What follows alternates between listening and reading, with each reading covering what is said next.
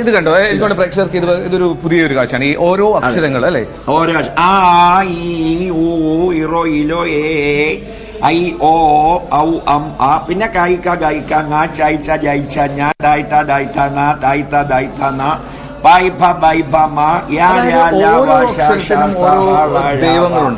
ഓരോ അക്ഷരങ്ങളിലും. അപ്പൊ ഈ ദേവതയുടെ മോളിൽ അങ്ങ് നോക്കിയാൽ ഇപ്പൊ അമൃതാദേവി അജാമുഖി. അതെ. അപ്പൊ അമ്മയുടെയും അച്ഛന്റെയും കുലദേവതകളെ നമ്മൾ ജനിക്കുന്നതിന് കാരണക്കാരവരാണ്. അമ്മയും അച്ഛനും ഗുരുവും അതിഥിയും കഴിഞ്ഞേ ഈശ്വരനുള്ളൂ എന്ന മഹാസങ്കല്പം സാക്ഷാത്കരിക്കുകയാണ് ഇതിലൂടെ ചെയ്യുന്നത്. പിന്നെ കുലദേവതകളെ അറിയാത്ത ധാരാളം പേരുണ്ട്. ഇപ്പൊ ഒരു ഏറ്റുമാനൂർ നിന്ന് വരുന്ന ഒരാളിനോട് അങ്ങയുടെ കുലദേവ ണെന്ന് ചോദിച്ചാൽ ഏറ്റുമാനൂരപ്പനാണെന്ന് പറയും. പക്ഷെ അതല്ല, അവരുടെ അമ്മയുടെയും അച്ഛന്റെയും കുലദേവത. അത് വലിയ വിശാലമാകണമെന്നൊന്നുമില്ല. ഏതെങ്കിലും ഒരു സ്ഥലത്ത് പ്രത്യേകമായ ഒരു സങ്കല്പത്തിൽ ഒരു നിലവിളക്ക് കത്തിച്ച് പ്രാർത്ഥിക്കുന്നതും ഉണ്ട്. പക്ഷെ അത് ശിവസംഹിത എന്ന ഗ്രന്ഥം നമ്മുടെ ആരാധ്യനായ MS ഗുണേന്ദ്രൻജി 12 വർഷം പഠിച്ചു.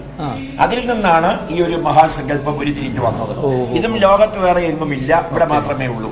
അതുകൊണ്ട് ഇത് അറിഞ്ഞ് നെറ്റിൽ നിന്നും ദൃശ്യമാധ്യമങ്ങളിൽ നിന്നുമൊക്കെ മനസ്സിലാക്കി ധാരാളം പേർ അവരുടെ കുലദേവതയെ തൊഴാൻ വേണ്ടി ഇവിടെ എത്താറുണ്ട്. അവർ സമർപ്പിച്ച നിലവിളക്കാണ് ഇവിടെ 64 നിലവിളക്ക് ഇവിടെയും 108 മുകളിലും വെച്ചിട്ടുണ്ട്. അതും ലോകത്ത് വേറെ ഒന്നുമില്ല. 64 കലകളെ ഈശ്വരീയ സങ്കല്പത്തിൽ അറിയിച്ചുകൊണ്ടാണ് ദേവി ലോകത്തിൽ വിളങ്ങുന്നതെന്നാണ് സങ്കല്പം. അതുകൊണ്ടാണ് ജഗൻ മാതാവ് ജഗദീശ്വരി എന്നൊക്കെ നമ്മൾ വിളിക്കുന്നത്. ഞാൻ ചോദിക്കട്ടെ, ഇപ്പൊ ഋദ്രുധാമാദേവി, ഇത് എല്ലാം ദേവിമാരുടെ ഒരു ഈ ഋദ്രുധാമാദേവി ആദ്യമായിട്ടാണ് ഞാൻ കേൾക്കുന്നത്. അതിന്റെ ഒരു സങ്കല്പമൊക്കെ പറയാം. ഇതിന്റെ മുകളിലുള്ള എല്ലാ നാമങ്ങളും നമ്മൾ ശ്രദ്ധിച്ചിട്ടുണ്ടെങ്കിലും പലതും നമുക്ക് ആദ്യമാണ്. ഋതുക്കൾ എന്ന് പറയുന്നത് വസന്തം, ഹേമന്തം, ചൈത്രം എന്ന് പറയുന്ന മഹാസങ്കല്പം. ഇപ്പൊ മഞ്ഞുകാലം, ചൂടുകാലം, പൂക്കൾ ഉണ്ടാവുന്ന കാലം, ചെടികൾ ഉണ്ടെങ്കിലും പൂക്കൾ ഇല്ലാത്ത കാലം, ഇതൊന്നും മനുഷ്യനും ശാസ്ത്രവും നിയന്ത്രിക്കുന്നതല്ല. ജഗന്മാതാവ് വീക്ഷിക്കുന്ന ഇഷ്ടപ്പെടുന്ന സമയത്ത് മഴ പെയ്യുന്നു. ഒരു സാധാരണ മഴ പെയ്യിക്കാൻ ഒരു യന്ത്രത്തിന് സാധിക്കും. പക്ഷെ ലോകം മുഴുവൻ തിളങ്ങി നിൽക്കുന്ന ഒരു ദേവീ സങ്കല്പത്തിലെ അപ്രതീക്ഷിതമായ മഴ, കാലം തെറ്റിയും അത് ഉണ്ടാവാറുണ്ട്. ഇപ്പൊ ഇടി വെട്ടുന്നു, മിന്നൽ കാണുന്നു. ഇത് രണ്ടും ശാസ്ത്രത്തിന് നിർമ്മിക്കാൻ സാധിക്കില്ല. മഴ പെയ്യിക്കാൻ സാധിച്ചാലും ഇടിയും മിന്നലും ആകാശവും നമുക്ക് അപ്പുറമാണ്. അപ്പൊ ഭൂമി, ജലം, അഗ്നി, വായു, ആകാശം ഇതിനെ നിയന്ത്രിക്കുന്നത് ഋതുക്കളാണ് എന്ന മഹാസങ്കല്പമാണ്. അപ്പൊ ഓരോരുത്തരുടെയും കുലദേവതയെ സങ്കല്പിക്കുമ്പോൾ എല്ലാം ദേവിമാരാണ്. ഒരു പുരുഷ ദൈവവും കുലദേവതയല്ല. അതുകൊണ്ട് നമ്മുടെ പുരാണങ്ങളിൽ മഹാവിഷ്ണുവും പരമശിവനും പറയുന്നുണ്ട്, ദേവി കുലദേവതയായുള്ള കുടുംബത്തിൽ എന്നെ ജനിപ്പിക്കണേ. അപ്പൊ മഹാവിഷ്ണുവിന് മഹാലക്ഷ്മിയെ നൽകുന്നതും പരമശിവന് പാർവതിയെ നൽകുന്നതും ബ്രഹ്മദേവന് സരസ്വതി ദേവിയെ നൽകുന്നതും ആദിപരാശക്തിയായ ദേവിയാണ്. നമ്മുടെയൊക്കെ കുടുംബത്തിലെ ഒരു കാരണവത്തിയെ പോലെ ഇരുന്ന് ലോകത്തെ നിയന്ത്രിക്കുന്ന സങ്കല്പമാണ് ഋതുദേവതയിലുള്ളത്. ശരി ശരി. ഇനി നമ്മളിപ്പോ ശ്രീകോവിൽ കണ്ടു. ഇനി നമ്മൾ എവിടെയാണ് പോകേണ്ടത്? കഴിഞ്ഞാൽ പിന്നെ പഞ്ചമുഖ ഗണപതിയാണ്. ശ്രീകോവിലിന്റെ ഇടതുഭാഗത്ത് നമ്മൾ ആദ്യം പറഞ്ഞതുപോലെ ലക്ഷ്മി ഗണപതിയെ, ധനലക്ഷ്മി ബാങ്കിന്റെയും കൂടി ചടങ്ങാണല്ലോ. അപ്പൊ ലക്ഷ്മി ദേവതയെ മടിയിൽ വെച്ചിരിക്കുന്ന മഹാഗണപതിയെ നമുക്ക് കണ്ടിട്ട് പുറത്തേക്ക് പഞ്ചമുഖ ഗണപതിയെയും മറ്റു വിഗ്രഹങ്ങളെയും കാണാം. നമുക്ക് ആ കാണുകയാണല്ലേ?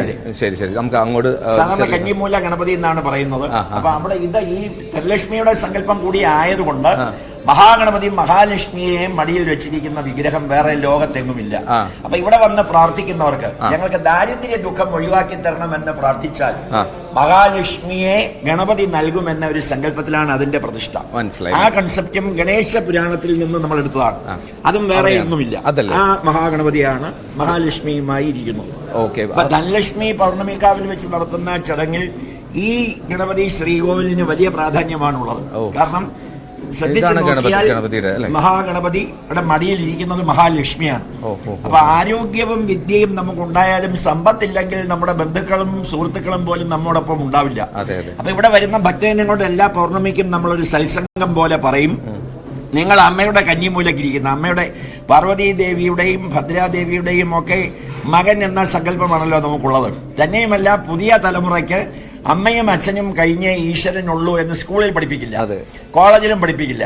സ്കൂളിലും കോളേജിലും ഒക്കെ നമ്മൾ മക്കളെ പഠിപ്പിക്കുന്നത് പരീക്ഷയ്ക്ക് ജയിക്കാനാണ്. പക്ഷെ പൗർണമിക്കാവിൽ വന്ന് ഈ പാഠം പഠിക്കുന്നത് ജീവിതത്തിൽ ജയിക്കാനാണ്.